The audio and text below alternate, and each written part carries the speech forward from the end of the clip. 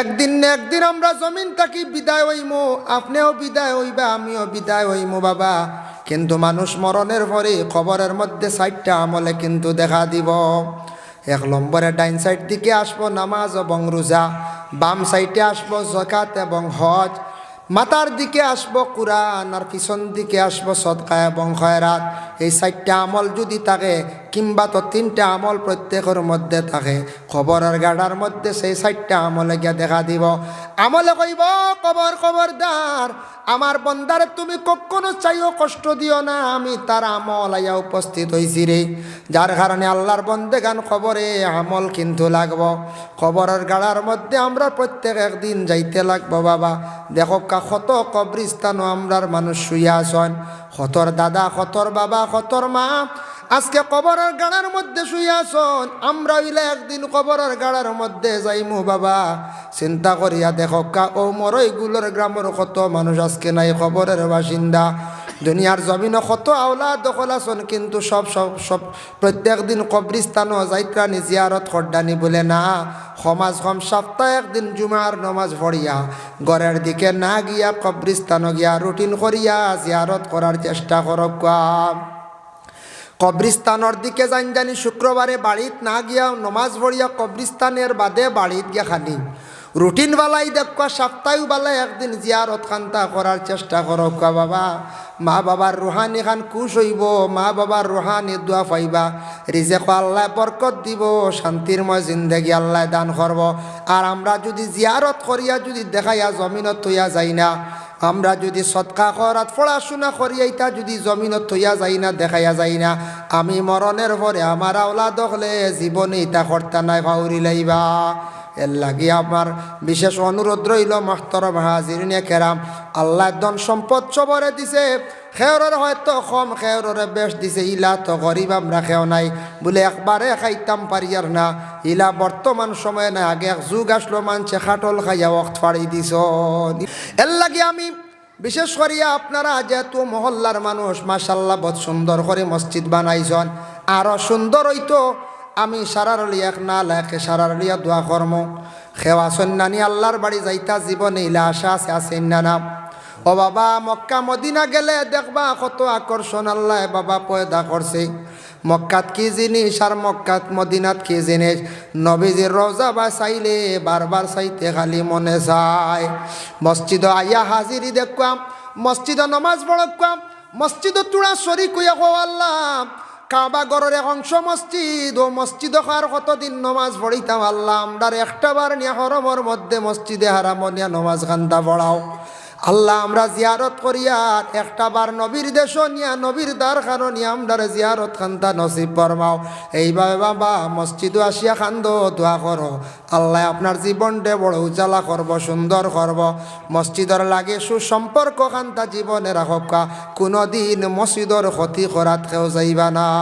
এমনি সাসার লাগি বাইর লাগি দুশ্মনী আপনার তাকক আলাদা, কিন্তু বাইর লাগি দুশ্মনির কারণে মসজিদর ক্ষতি করা যাইবা না, হালেক একবারে হালাক বরবাদ হয়ে যাইবা গিয়া। যার লাগি আমি আপনার আর লগে কাজ করি দোয়া কর্ম, মসজিদর গড়খানত থোড়া খাস বাকি রয়েছে, বারিন্দার টাইলস হইতো বাক্কা খাম বাকি রয়েছে দেখি। আর আপনার আইলা নিশ্চয় আগে দেন আরও দিছন, মৌলানা আলী আহমদ সাবরাত দিছন। আজকে আমি মধ্যখানোর সময় পড়ছি গতিকে আরজ রাখি আর আপনার লাগে দোয়া কর্ম বলে আমি ধুদি ব্যক্তি আর একজন মুনাফিক ব্যক্তি গেছন রসুল্লাহর কাছে, দুইজনের মধ্যে বিবাদ সৃষ্টি হয়েছে। উভয়ের বিবাদটা মিটাইবার জন্য গেছন কার কাছে বলে রসুল্লাহর কাছে গেছন। রসুল্লাহ উভয় দুইজনের জবানবন্দি লইলাম, দুইজনের জবানবন্দি লইছন। রসুল্লাহ দেখছন ইহুদি ব্যক্তি হইল গিয়া সঠিক মানুষ, তার পক্ষে আল্লাহর রসুলের রায় দিলাইছেন। সেই রায়ের উপরে সন্তুষ্ট না হইয়া মুনাফিক ব্যক্তি ইহুদির সঙ্গে লইয়া হইল, এই রায়ের উপরে আমি সন্তুষ্ট নাই, চলো যাই গিয়া ওমরের দরবারে। ওমরের কাছে আসছন, আসার পরে ওমর রে কইলা, ওমর আপনার কাছে আইছি, আমরা দুইজনের মধ্যে একটা বিবাদ হইছি, ওটা আপনি মিটাইয়া দেখবা। আমরা দুইজনের মধ্যে একটা বিবাদ লাগছে, ওটা মিটাইয়া দক্কা।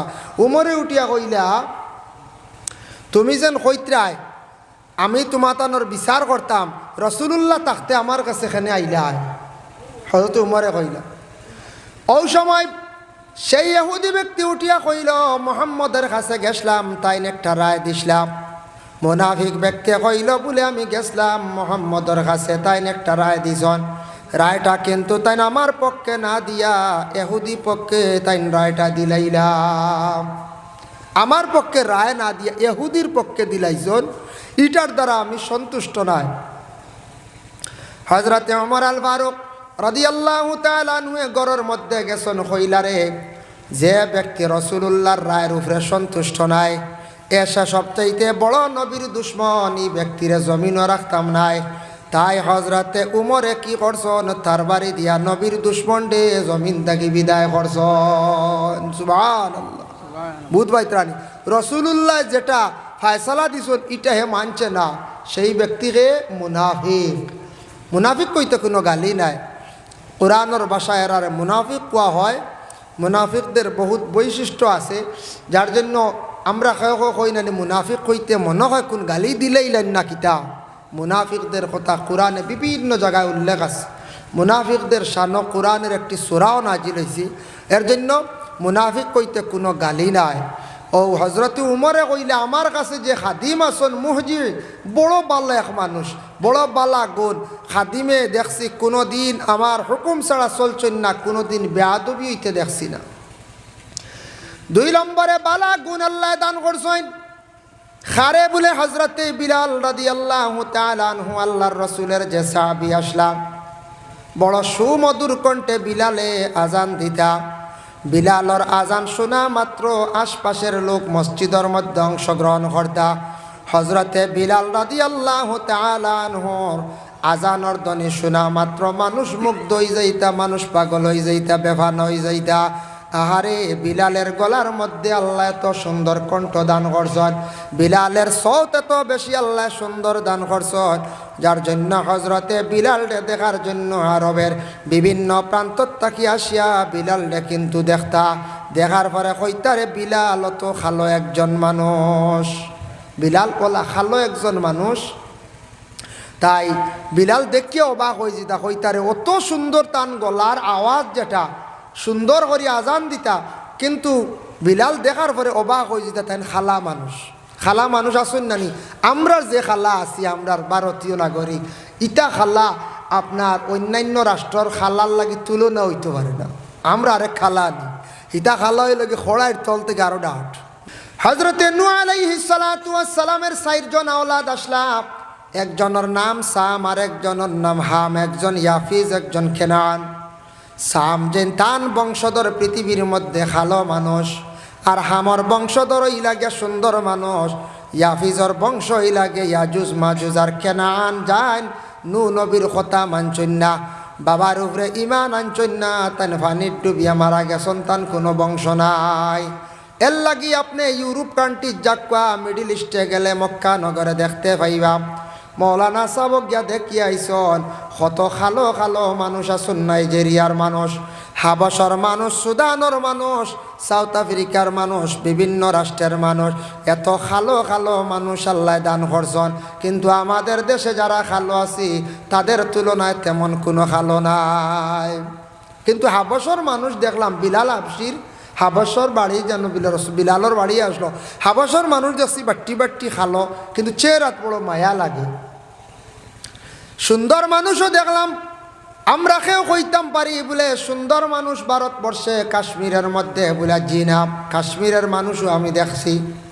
পাকিস্তানের মানুষ সুন্দর বলে জিনাম। আমার ধারণা তুরস্কর মানুষও সুন্দর নাই, সৌদির মানুষও সুন্দর নাই, ইংল্যান্ডের মানুষ সুন্দর নাই বলে যদিও চেহারা সুন্দর দেখি, আর গঠনের মধ্যে তেমন সৌন্দর্যতা নাই। কিন্তু সুন্দর আল্লাহ দান করছে, নিজে একটু যাচাই করিয়া দেখলাম মিশরের মানুষে আল্লাহ কতটুকু সৌন্দর্য দান করছে। আমি নিজে চিন্তা ধারণা করলাম রে, ইউসুফ নবীরে আল্লাহ কত সৌন্দর্য দান করলা, যার কারণে ইউসুফের প্রতি বিবি জুলাইখা এমনি আশিক হইছেন না।